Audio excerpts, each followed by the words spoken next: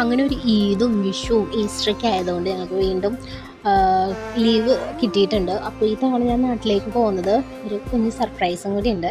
കാരണം ഞാൻ വീട്ടിൽ പോകുന്നത് അപ്പയ്ക്ക് അറിയില്ല, അമ്മയ്ക്കും ചേട്ടനും മാത്രമേ അറിയുള്ളൂ ഞാൻ വന്നിട്ടുണ്ടെന്നുള്ളത്.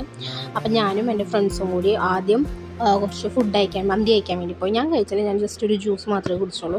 അവർ മന്തി കഴിച്ചു. കാരണം ഞാൻ ഉച്ചയ്ക്ക് ഹോസ്റ്റലിൽ നിന്ന് ഫുഡ് കഴിച്ചതുകൊണ്ട് എനിക്ക് വലിയ രീതിയിലുള്ള വിശപ്പൊന്നും ഉണ്ടായിരുന്നില്ല. ഒരു മന്തി കഴിക്കുമ്പോൾ ഞാനും എന്തെങ്കിലും കഴിക്കണമെന്ന് വിചാരിച്ചിട്ട് മാത്രം ഞാൻ ജസ്റ്റ് ഒരു ജ്യൂസ് മാത്രം ഓർഡർ ചെയ്തുള്ളൂ.